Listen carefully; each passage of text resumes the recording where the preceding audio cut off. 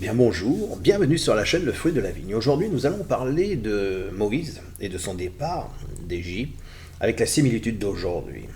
Alors afin de ne pas perdre notre équilibre spirituel, nous nous trouverons dans la situation de Moïse au moment du départ de l'Égypte. Ce passage, par exemple, première lettre de Pierre, chapitre 4 et verset 7, je cite, « Mais la fin de toute chose s'est approchée.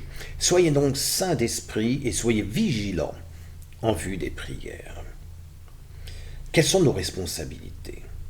Vers qui faut-il nous tourner? Commencer à vivre dans le monde nouveau. Voilà le message de l'organisation. Commencer à vivre dans le monde nouveau. C'est le désir spirituel et non matériel qui doit nous faire désirer le monde nouveau. Servir Dieu ou bien servir des biens matériels. L'homme a sa responsabilité en jeu, puisqu'elle est liée à sa propre perdition, puisque Jéhovah a mis dans son cœur un témoin. Profitons encore de vivre dans cette période de paix, dans ce calme, puisque c'est maintenant qu'il faut nous armer de l'armure spirituelle et plus que jamais, afin de se préparer au combat. Comme une tour, nous bâtissons des murailles. Effectivement, l'humanité ne peut plus ou ne peut continuer à agir comme elle le fait. Comme sous l'époque de Pharaon, qui se riait de Jéhovah. Les 40 ans d'errance du peuple de Jéhovah dans le désert seront similaires aux 1000 ans qui nous attendent, que les croyants devront expérimenter pour arriver sur la terre promise, mais tous n'y arriveront pas.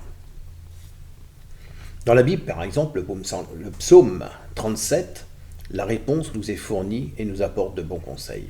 Découvrez ce qui est dit sur les questions importantes qui vont suivre. Comment réagir face à ceux qui nous oppriment? Car actuellement, nous sommes opprimés, la méchanceté de plus en plus. D'ailleurs, nous-mêmes, nous ne nous rendons pas compte. Et j'espère que chacun priera et pour s'en rendre compte, nous-mêmes, nous devenons de plus en plus méchants. Donc, nous dit Jéhovah, ne t'irrite pas à cause des hommes mauvais et n'envie pas les malfaiteurs. Tu vois, Jésus nous demande même d'aimer nos ennemis. Ils se flétriront rapidement comme l'herbe et se faneront comme la tendre herbe verte.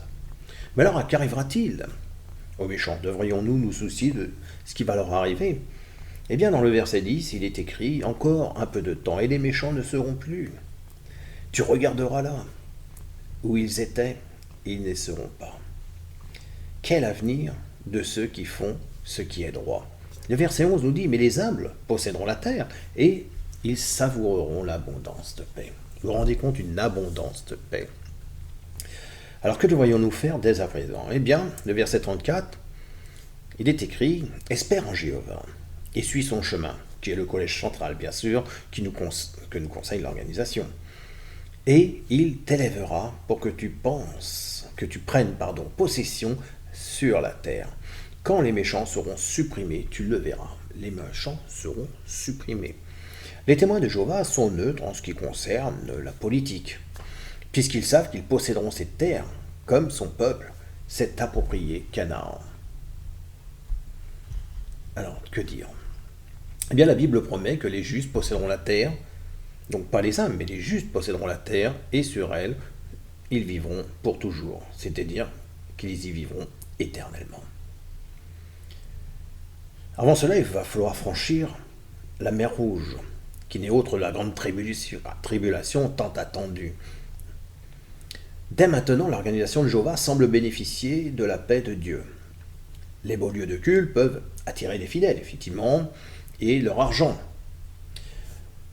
Mais à l'heure d'aujourd'hui, il est plus important d'entretenir non pas ces beaux édifices, mais plutôt sa santé spirituelle.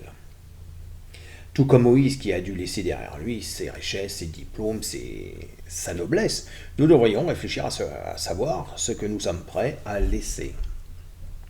Alors personnellement, je constate aujourd'hui une similitude entre le collège central et cette époque avec Moïse qui se reproduit encore et encore de nouveau. Cette similitude est apparue plusieurs fois sous la direction du collège central, mais alors est-ce que cette fois-ci c'est la bonne? ont-ils raison? Est-ce la fin de ce siècle? Nous savons tous qu'il va se passer quelque chose. Nous le craignons. Nous nous attendons au pire. Eh bien moi je vais vous laisser réfléchir et attendre vos commentaires pour savoir qu'est-ce que vous me proposez. Et je vous dis à bientôt pour une prochaine vidéo. Allez, au revoir.